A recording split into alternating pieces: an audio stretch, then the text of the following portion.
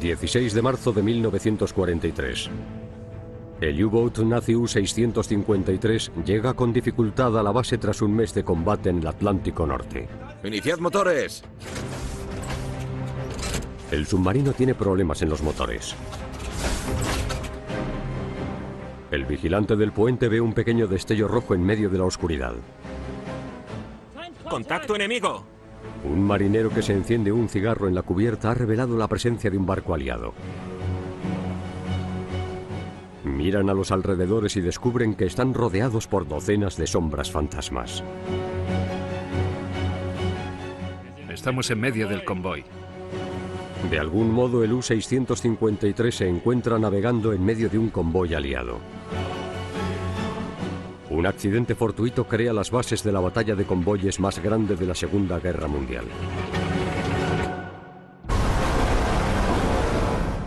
En la Segunda Guerra Mundial, un arma submarina permite a los guerreros pelear por debajo de la superficie. Con astucia, fuerza y tenacidad, sus enemigos contraatacan.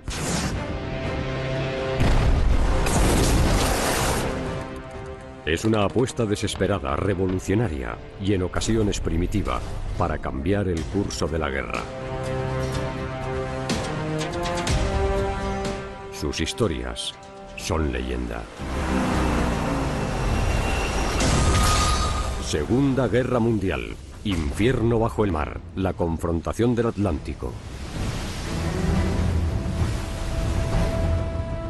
Tras adentrarse en medio de un convoy enemigo, el capitán Gerhard Feiler ordena sumergirse para que no los detecten.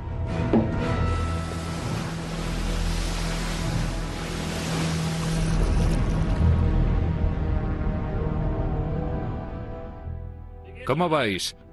El U-Boat U-653 se sumerge a salvo y sigue a los barcos que le pasan por encima. He escuchado un ruido por encima.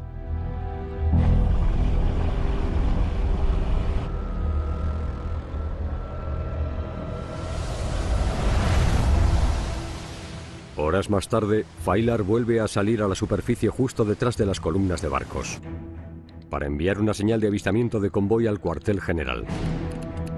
En 1 hora 28 U-Boats se sintonizan con el U-653 para crear una de las fuerzas de Wolfpacks más grandes de la historia. ¡Todo recto! La destrucción de U-Boats nazis que se llevará a cabo durante los 3 días siguientes supondrá el inicio de la victoria en la batalla del Atlántico.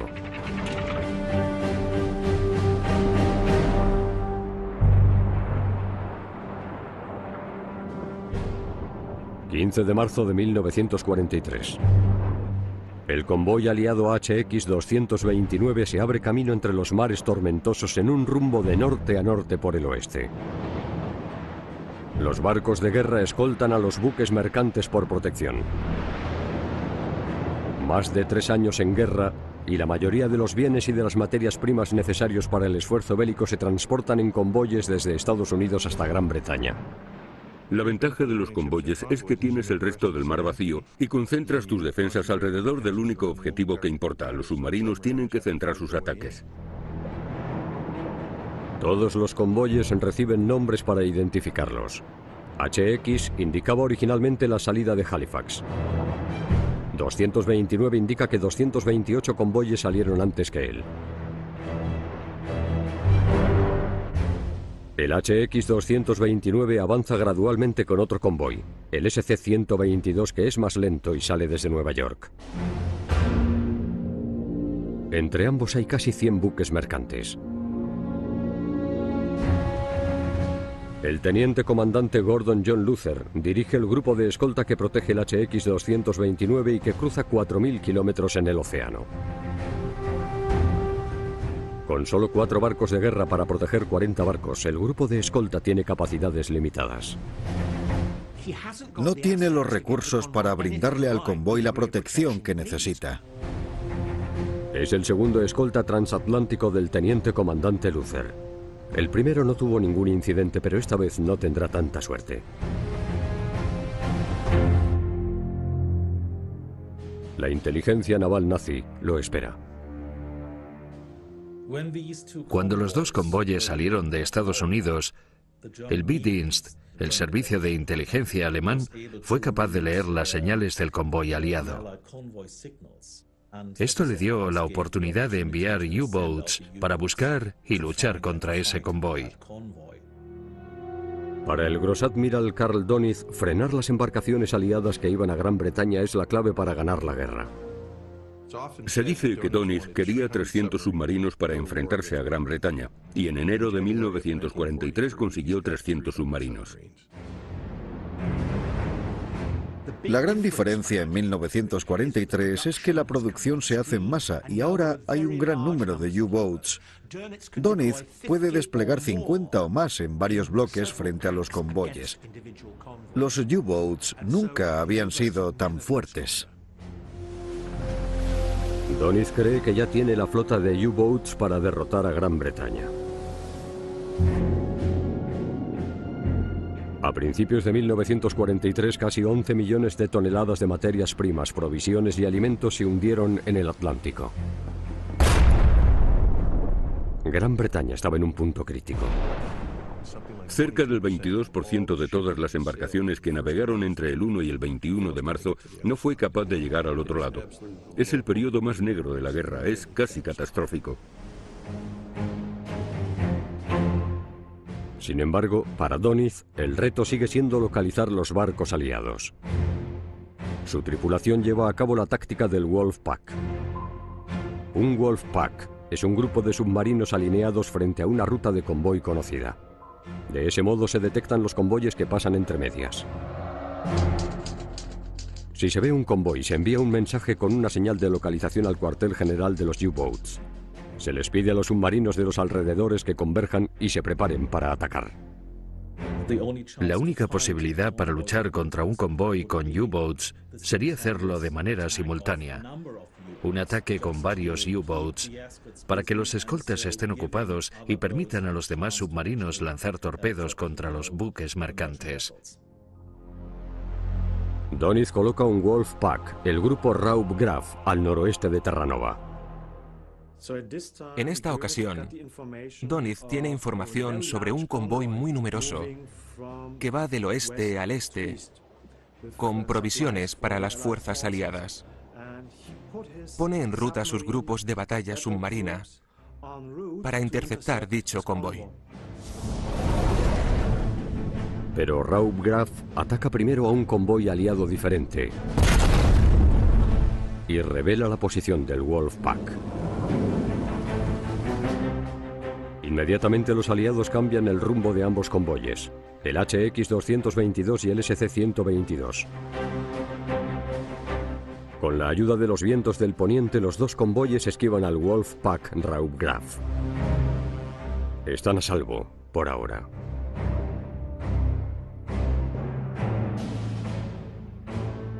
Pero la inteligencia alemana también intercepta la señal de desviación del almirantazgo.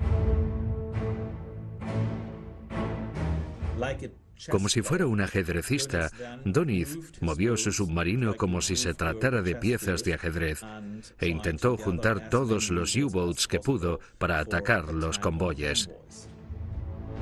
Dönitz activa otros dos Wolfpacks, Stürmer y Dränger, para localizar y destruir los buques mercantes.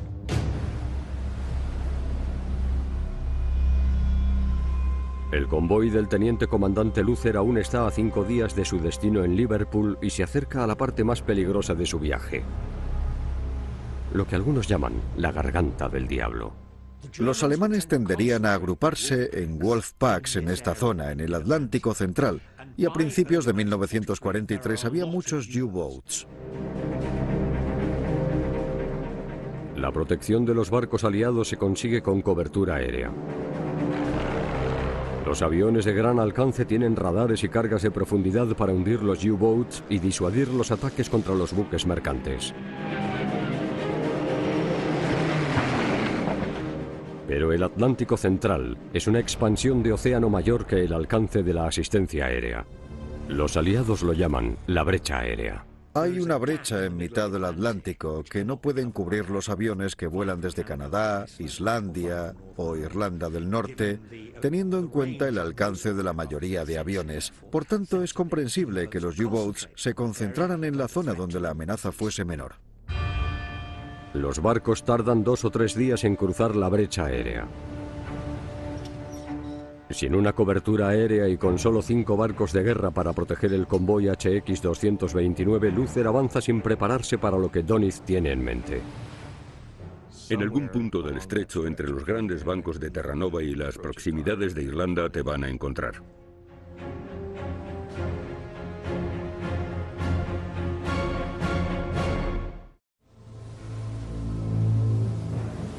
Los U-Boats del grupo Raubgraf siguen buscando el convoy maltrecho por una tormenta invernal.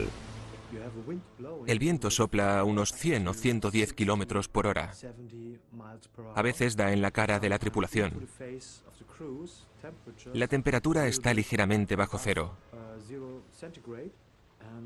Y el puente abierto se inunda de agua. Tienen que permanecer en el castillo con los prismáticos y mirar en 3 direcciones para detectar cualquier posible contacto. Buscar barcos no es sencillo ni aunque el tiempo sea bueno. A un submarino le cuesta mucho encontrar un convoy aliado. Es como buscar una aguja en un pajar.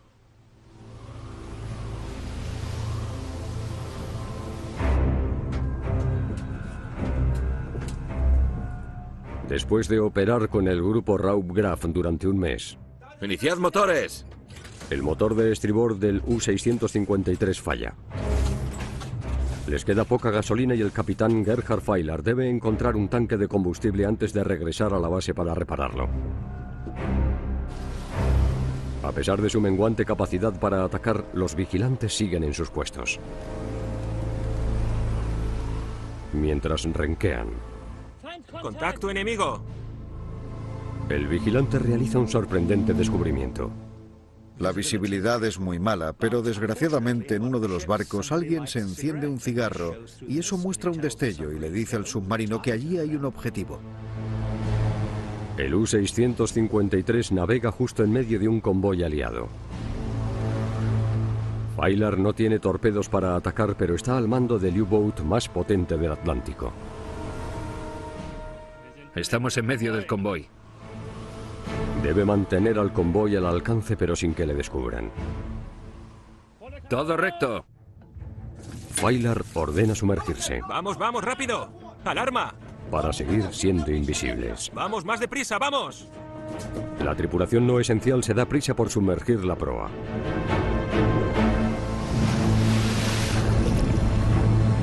¿Estáis todos bien?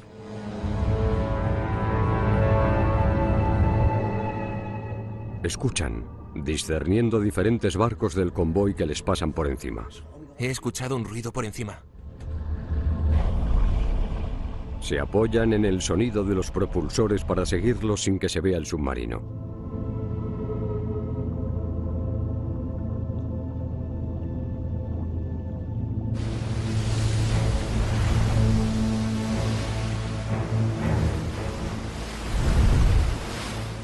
Horas más tarde, Feiler vuelve a salir a la superficie justo detrás de las columnas de barcos y de sus escoltas. Siguen sin detectarlo. El operador de radio envía un informe de avistamiento codificado al cuartel general de los U-Boats. 3 letras en código Morse. Si un submarino en la zona operacional está en contacto con el enemigo, informa de la posición para que puedan interceptar el rumbo y realizar un ataque nocturno coordinado cuando tengan los submarinos suficientes. El Wolfpack utiliza libremente la radio, no se puede hacer de otro modo. Carl Doniz es la mente maestra. Lo controla con un radioenlace de alta frecuencia. Así puede moverse hacia arriba, abajo, izquierda, derecha, delante o detrás, según los datos.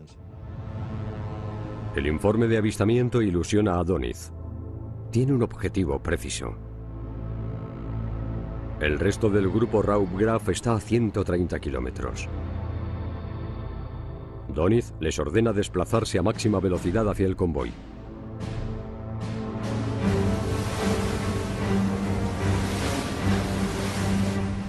El U-653 continúa transmitiendo las actualizaciones de posición mientras sigue el convoy. 11 U-boats de los Wolfpack, Stürmer y Drenger vienen desde el este.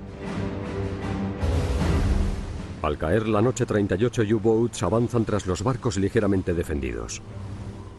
Se reunió uno de los mayores números de U-boats para atacar esos convoyes. Con muy poco combustible, Faylar tiene que repostar y regresar hasta un puerto. Pero ahora el U-615 y otros 3 U-boats acechan el convoy HX-229 y las miles de toneladas de mercancías aliadas que protege. Envían una pequeña señal codificada para actualizar su posición cada 2 horas. La información se transmite a otros U-boats para orientarlos.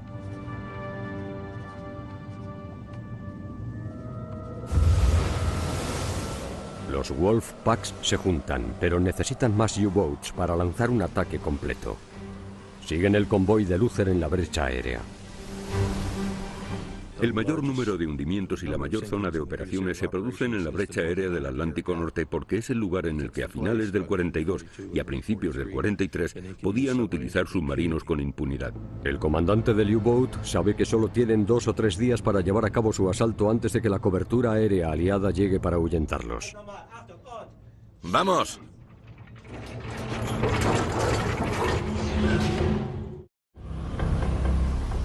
Los U-boats están siguiendo la pista al convoy HX-229 y transmitiendo las coordenadas mediante comunicación inalámbrica para que los Wolfpacks cercanos se aproximen. Pero los operadores de radio del cuartel general de U-boats no son los únicos que están escuchando. Los aliados también interceptan el mensaje a través de las estaciones que hay a lo largo de las costas. El servicio de inteligencia naval aliado no puede decodificar los informes de las señales. Las transmisiones indican información crítica. Aunque no puedas leer los códigos que emiten los submarinos, sabes que se trata de un submarino gracias a la radiogoniometría. Los aliados interceptan señales utilizando 2 o más estaciones costeras equipadas con tecnología radiogoniométrica de alta frecuencia. Después, utilizando la triangulación básica, los aliados pueden determinar la posición de aproximación con los U-boats. Se podría captar, triangular cualquier mensaje de radio y saber que allí había un submarino. De ese modo, el Centro de Inteligencia Operacional podría vigilar muy bien a los submarinos alemanes. El almirantazgo transmite los cálculos a Luther a bordo del HMS Volunteer. El teniente comandante Luther está en una situación terrible. Sabe, gracias a los informes, que está rodeado de un número enorme de U-boats. Solo tiene 3 de sus barcos, además de un destructor adicional que sabe que es totalmente inadecuado para la escala del ataque que va a acontecer. La situación de Luther es desalentadora. Los U-boats alemanes suelen esperar a que impere la oscuridad y que el sol comience a ponerse.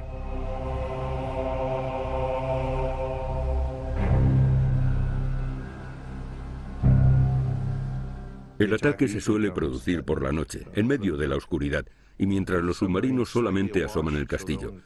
Vas a máxima velocidad, así que básicamente te atacan barcos con torpedos a motor en alta mar. Luther, que espera el ataque por el norte, posiciona su barco, el HMS Volunteer, en la columna de babor de sus buques mercantes. Ordena a los otros barcos que adopten posiciones defensivas alrededor del convoy.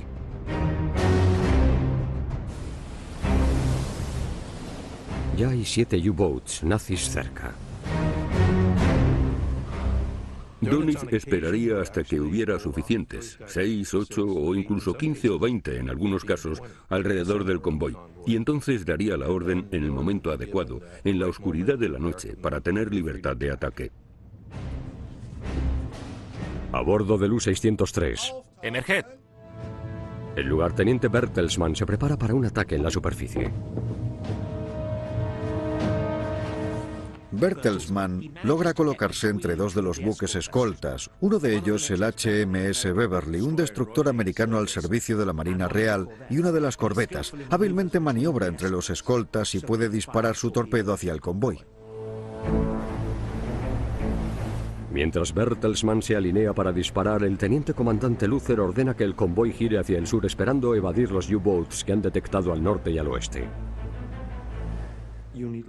Necesitas suerte, porque aunque te coloques en posición, lo cual es perfecto, en cuanto se mueva el convoy, la posición quedará inservible, y otro submarino que antes tuviera una posición estúpida conseguiría repentinamente una perfecta. El desvío de Luther coloca a Bertelsmann en una situación para atacar antes de lo que esperaba. El U-603 y su tripulación llevan más de un mes en el mar. Ya han hundido 2 barcos de otro convoy. Solo les quedan 4 torpedos. Pero algunos están equipados con una nueva tecnología llamada FAT. Alemania ha desarrollado un nuevo torpedo con un patrón de recorrido llamado FAT. No tienes que penetrar en el convoy, basta con disparar un torpedo desde fuera del convoy y este llevará a cabo un patrón. Un torpedo armado con un sistema de dirección FAT permite hacer giros y barridos regulares hasta que se quede sin combustible o colisione. Además hace pensar que los U-Boats están dentro del convoy, aunque estén fuera. Pero es arriesgado. Los torpedos FAT no discriminan entre barcos aliados y U-Boats alemanes. Ambos están en peligro. ¡Empujad! El operador de radio de Bertelsmann alerta a los U-Boats de que están a punto de lanzarse los torpedos armados con FAT. Cuando un submarino recibe la información de un submarino que dispara un torpedo FAT, tiene que abandonar la zona en la que se está moviendo el torpedo, o bien sumergirse más profundo para que el torpedo pase por encima de él. Cargad los torpedos 1 y 3. Ordena a su tripulación que dispare los torpedos que faltan. ¡Fuego!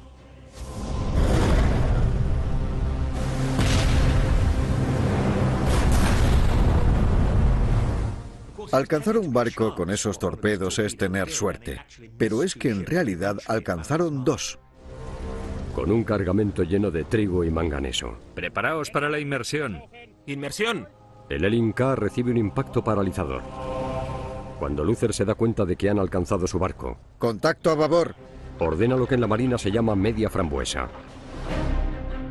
Todos los escoltas dan vueltas por fuera para barrer su sector siguiendo una ruta triangular y localizar el submarino que ha disparado el torpedo. El radar se utiliza para detectar los U-Boats en la superficie. Un tipo de sonar llamado ASDIC barre a los submarinos que hay debajo. Pero Bertelsmann bucea sin que le detecten y regresa a la base. El escolta de Luther no logra localizar ningún U-Boat mientras escanea los sectores.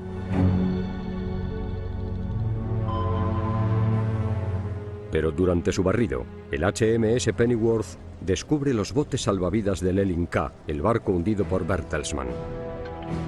El convoy de Luther carece de un barco diseñado para el rescate.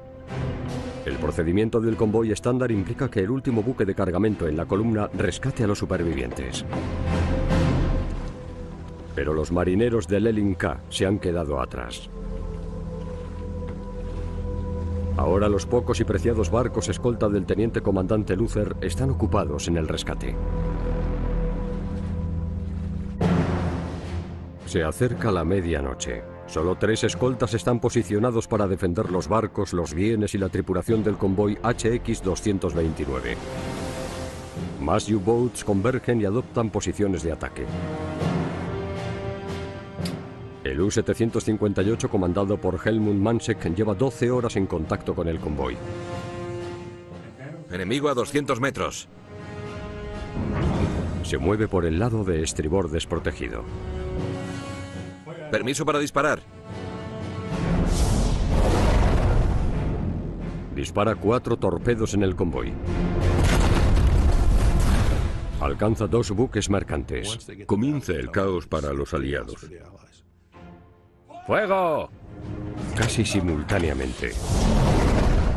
Otro U-Boat dispara. El efecto es devastador. Se alcanza un barco de cargamento SS Harry Luckenbach. Llegan submarinos desde todas las direcciones y los barcos se hunden. Es un caos total, pero un caos que sirve a los alemanes.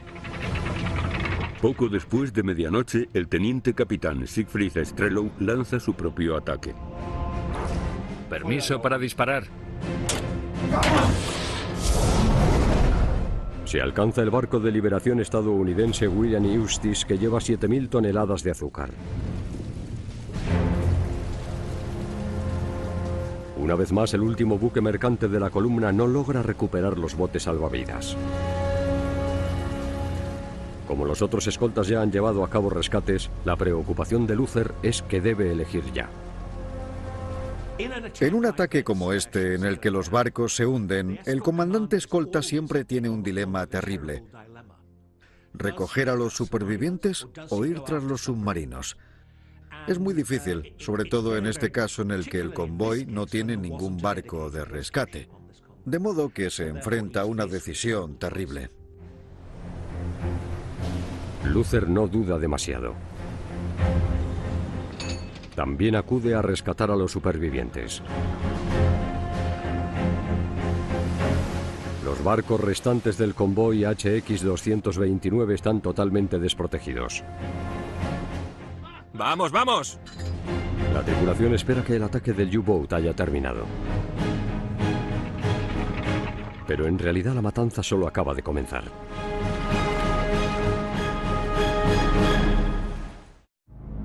Sin embargo, pasan los minutos, pero no se produce ningún ataque. El HMS Volunteer es el primer escolta que retoma su posición en el perímetro del convoy. Poco después, el HMS Beverly y el Mansfield reanudan las posiciones defensivas. Pero la mejoría no durará mucho. A bordo del U-600, el teniente capitán Bernhard Thurmulen. ¿Qué ruta? 20 nordeste. Lleva siguiéndolos en silencio durante 4 horas, supervisando los resultados. Tras completar su formación en U-Boat en septiembre de 1941, Thurmulen estaría al mando y sería el único comandante del U-600. Vamos todo recto. Y maniobra el U-Boat para seguir el convoy. Cargad los torpedos 1 y 4. Cargad el 1 y el 4.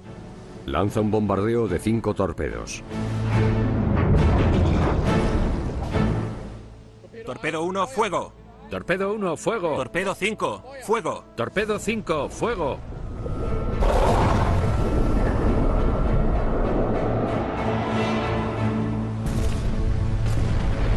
Tres disparos lo alcanzan, incluyendo el Princesa del Sur, un tanque que lleva 10.000 toneladas de combustible.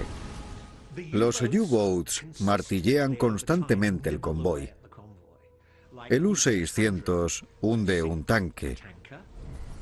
Y de manera satisfactoria para el submarino, aunque no tanto para el convoy, se produce una típica explosión de tanque.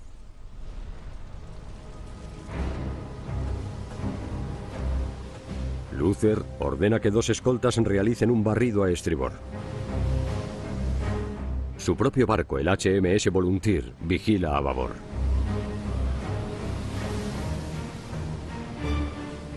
Se detectan 2 submarinos en la superficie y se alejan.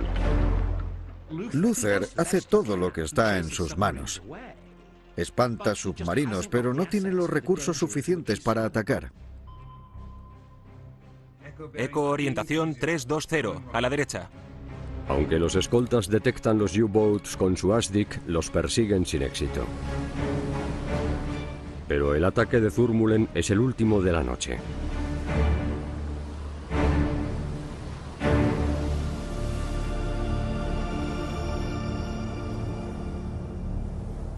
Cuando amanece, el sol sale sobre un convoy destruido. Se han rescatado a 447 de los 590 marineros gracias a la rápida respuesta de los hombres de Luther. Los U-Boats del Raub Graf logran hundir con éxito 8 buques mercantes del HX-229. A unos 150 kilómetros de distancia también han atacado al convoy SC-122 por la noche. Uno de los primeros U-Boats del grupo Stürmer establece contacto y desaparecen 4 barcos más.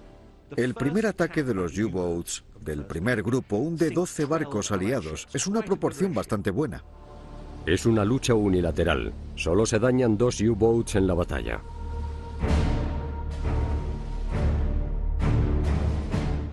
Llega una oleada de señales al cuartel general de los U-Boats indicando que se han hundido casi 90.000 toneladas de buques mercantes.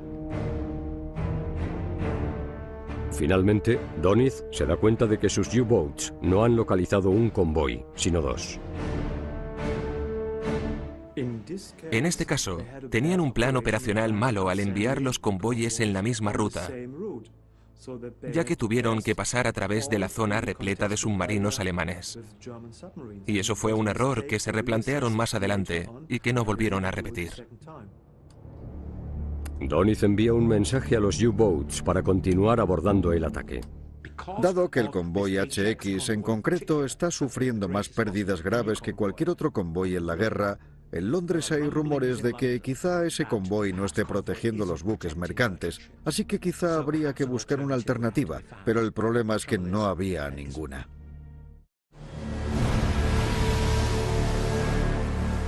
Durante los días siguientes, la crisis tan solo se endurece para los aliados. Bastante más atrás, el HX-229 está alcanzando el convoy aliado que avanza despacio, el SC-122. Los U-Boats nazis han dado caza a casi 100 buques mercantes apenas defendidos, en solo 150 kilómetros cuadrados. A la mayoría de los primeros submarinos en Raub Graf le queda poco combustible y torpedos, ya que los ha gastado en la batalla. Pero los submarinos Stürmer y Dränger comienzan a reivindicar su presencia.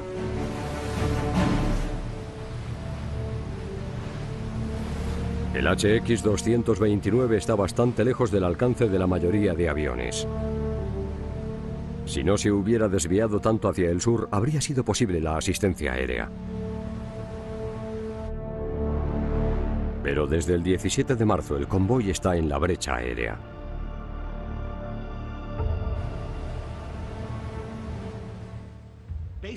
Básicamente, el almirantazgo le dice al grupo de escolta y al capitán del convoy que vayan hasta la zona en la que les pueden ayudar.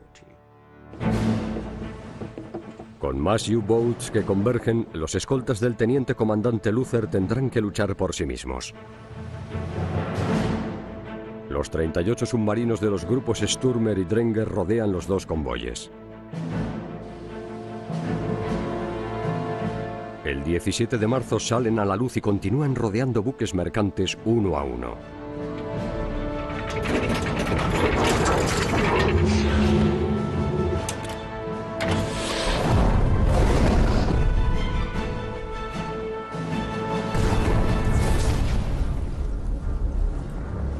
El tamaño de esta batalla es realmente extraordinario. Hay más de 100 activos involucrados en ambos bandos, entre escoltas, buques mercantes y U-Boats. Doniz ha enviado más de 50 U-Boats, de los cuales 40 han establecido contacto. Esta es la extraordinaria escala de la batalla.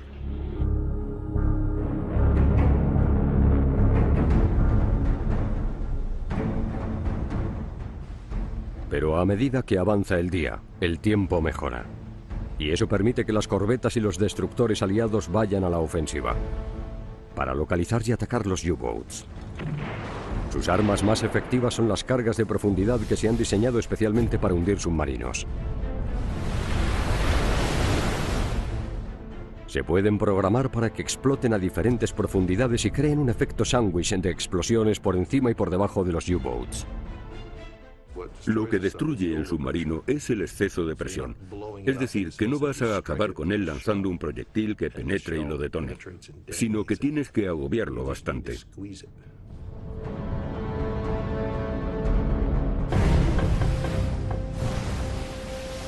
En su primera patrulla, el teniente capitán Kurt Lange está al mando del U-530. Acaba de localizar un HX-229 y ha enviado un mensaje de avistamiento. Buque de cargamento a babor. ¡Alarma! Cuando se sumerge para evitar que le descubran, el destructor HMS Beverly Nuevo contacto. le alcanza con su ASDIC y recarga. El U-530 se sumerge para evitar un ataque.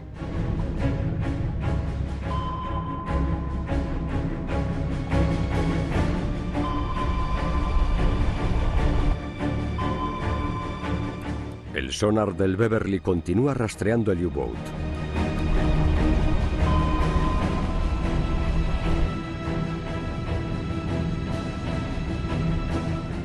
Guiando su posición por los contactos.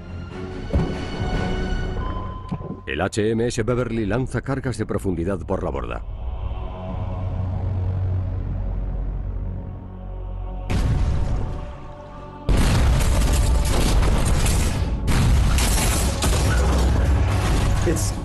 Para un oficial comandante resulta bastante difícil mantener tranquilos a sus tripulantes.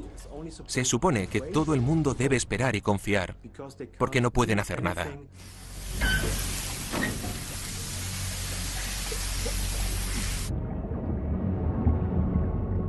Se han dañado las estructuras internas por las explosiones y empieza a llenarse de agua.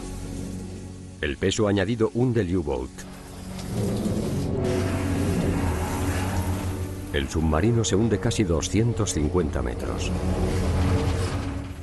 Todo el mundo está muy nervioso. Puedes tener mucha adrenalina dentro y no puedes soltarla. No te puedes mover. El agua les llega a los pies. El submarino está sometido a la presión. El teniente capitán Lange y su tripulación escuchan al destructor directamente sobre ellos. Se ha dado cuenta de que ahora está en la posición de la presa y de que depende de la suerte, porque no puede hacer nada frente a los escoltas.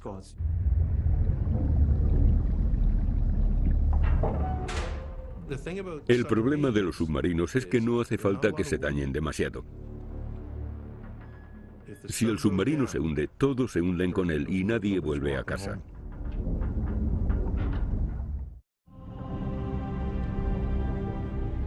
Pero es un día de suerte para el U-530.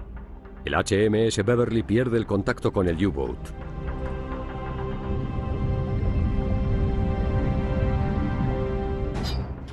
Vamos, vamos. Bien, bien. Cuando impera el silencio en el mar, la tripulación salta a la acción. Vamos, vamos. Gestionan con cuidado las baterías que les quedan y ascienden en intervalos de 9 metros. Tiene que conservar su batería porque la necesita para la propulsión. De lo contrario, el submarino se hundiría cada vez más profundo. Vamos, vamos, vamos. Tras el ataque de 2 horas, el agonizante U-Boat de Lange sale a la superficie. La odisea ha terminado. ¡Lo hemos conseguido! Sí, menos mal. ¡Qué bien! Tienen suerte de seguir vivos.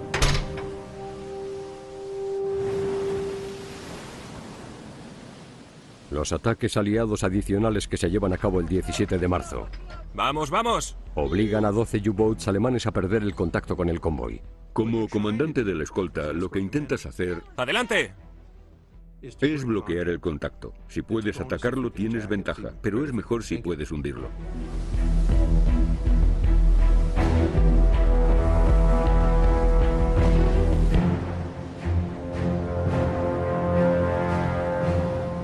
Gradualmente la balanza se inclina a favor de los aliados. Aunque los U-Boats se vayan recuperando, los convoyes se acercan al límite de la brecha aérea. Los aviones aliados pueden alcanzar los convoyes desde Europa. Ahora acechan a los Wolfpacks en el aire. Los patrulleros aéreos de gran alcance Liberators, Sunderlands y Fortresses ofrecen cobertura al convoy y dan un pequeño alivio a los agotados escoltas. Pero todavía no se ha terminado. La llegada de los aviones costeros altera la situación, y mucho. Los aviones pueden obligar a los submarinos a sumergirse. Cuando se sumergen, su movilidad se reduce enormemente. Un escuadrón volador 206 Fortresses sobrevuela el convoy confiando en pillar desprevenido a un U-Boat. ¡Avión enemigo! ¡Alarma! ¡Salid todos de cubierta! ¡Rápido, rápido, rápido! El U-384 no tiene tiempo de sumergirse antes de que suelten 4 cargas de profundidad. Las explosiones se escuchan en todos los lados del U-Boat. El U-384 se hunde en el fondo oceánico llevándose por delante a una tripulación de 47 personas.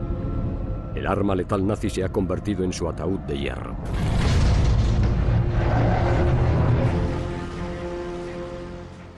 Ahora, el convoy está bajo el paraguas aéreo, que puede resultar bastante agresivo. Así que lo más sensato es que los U-Boats se retiren y vuelvan a la brecha para buscar otro convoy fuera de la cobertura aérea. Finalmente, Doniz suspende el ataque. El HX-229 y el SC-122 han soportado un asalto de 3 días y sufrido una cantidad de destrucción récord. ¡Fuego! Entre los dos convoyes, un total de 22 barcos, se destruyeron más de 146 toneladas.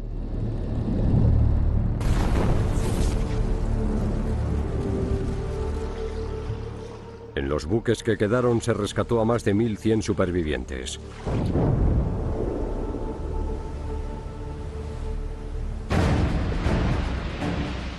Durante los ataques de los U-Boats en marzo de 1943, la estrategia del Wolfpack de Doniz salió a la perfección.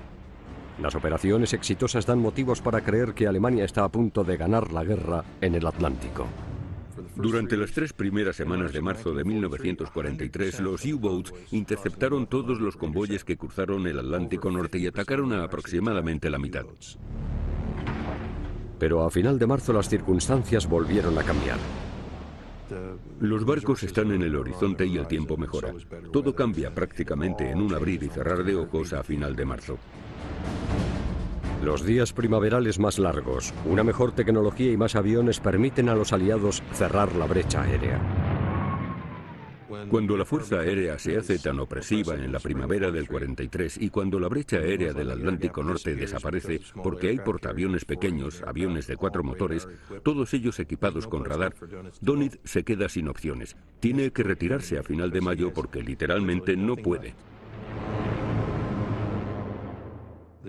Alemania pasa de acariciar la victoria, si es que alguien gana, a una derrota catastrófica en 8 semanas.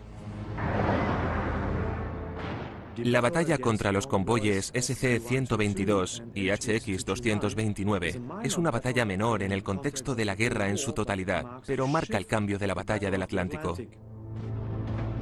Pero la cobertura aérea aumentada no es el único motivo por el que los U-Boats pasan momentos complicados. La clave de las tácticas de los Wolfpacks fue el control por radio, un radiocontrol centralizado desde el cuartel general. El problema es que revelaba la posición de los submarinos, y esa era la semilla de su propia destrucción. Los aliados ganan el servicio de inteligencia, el tiempo mejora y la brecha aérea desaparece. Los nazis no tienen dónde esconderse. En mayo, el almirante Doniz ordena a sus U-Boats que abandonen el Atlántico Norte. Los Wolfpacks nunca volverían a estar tan cerca de frenar a los aliados como lo estuvieron durante esas largas noches oscuras de marzo de 1943. Fuerza y tenacidad, sus enemigos contraatacan.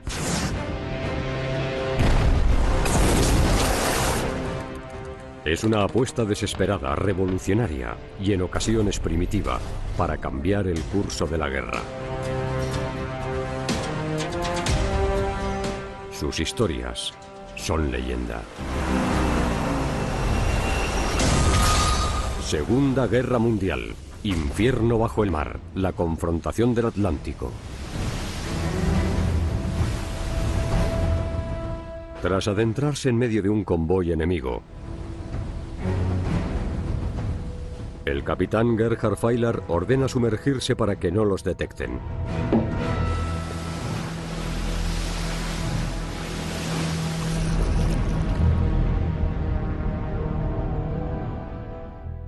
¿Cómo vais? El U-Boat U-653 se sumerge a salvo y sigue a los barcos que le pasan por encima. He escuchado un ruido por encima.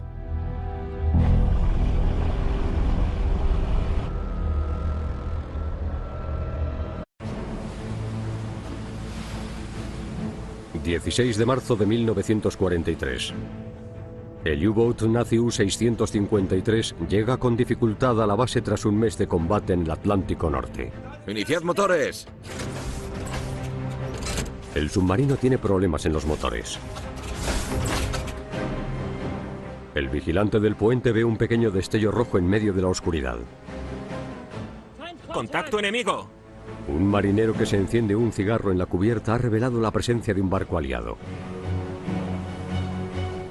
Miran a los alrededores y descubren que están rodeados por docenas de sombras fantasmas. Estamos en medio del convoy. De algún modo, el U-653 se encuentra navegando en medio de un convoy aliado. Un accidente fortuito crea las bases de la batalla de convoyes más grande de la Segunda Guerra Mundial.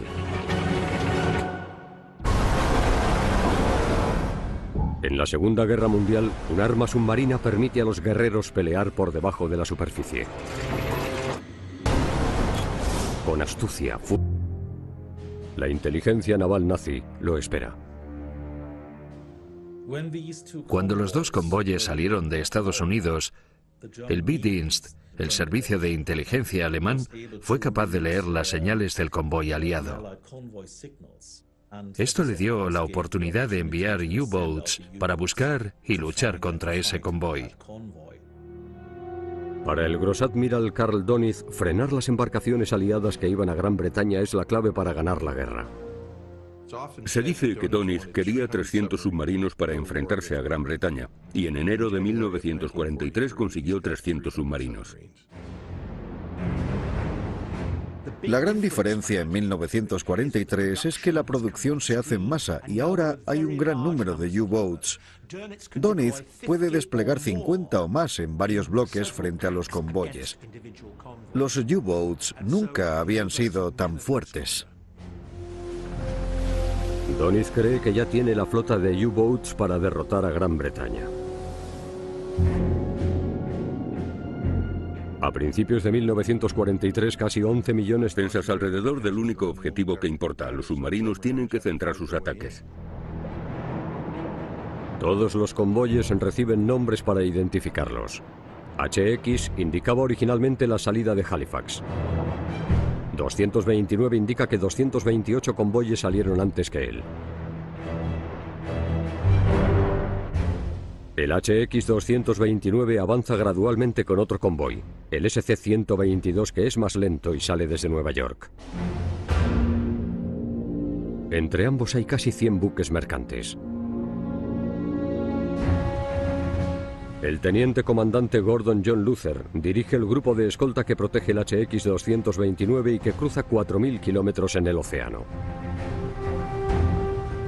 Con solo 4 barcos de guerra para proteger 40 barcos, el grupo de escolta tiene capacidades limitadas.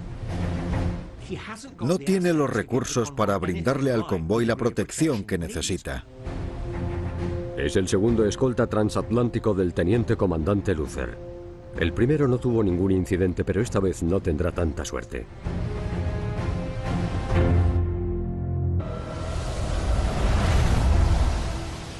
Horas más tarde, Feiler vuelve a salir a la superficie justo detrás de las columnas de barcos, para enviar una señal de avistamiento de convoy al cuartel general. En 1 hora 28 U-Boats se sintonizan con el U-653 para crear una de las fuerzas de Wolfpacks más grandes de la historia. ¡Todo recto! La destrucción de U-Boats nazis que se llevará a cabo durante los 3 días siguientes supondrá el inicio de la victoria en la batalla del Atlántico.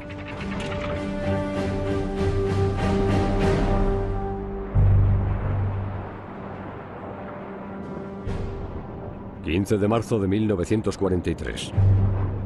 El convoy aliado HX-229 se abre camino entre los mares tormentosos en un rumbo de norte a norte por el oeste. Los barcos de guerra escoltan a los buques mercantes por protección. Más de 3 años en guerra y la mayoría de los bienes y de las materias primas necesarios para el esfuerzo bélico se transportan en convoyes desde Estados Unidos hasta Gran Bretaña. La ventaja de los convoyes es que tienes el resto del mar vacío y concentras tus defensas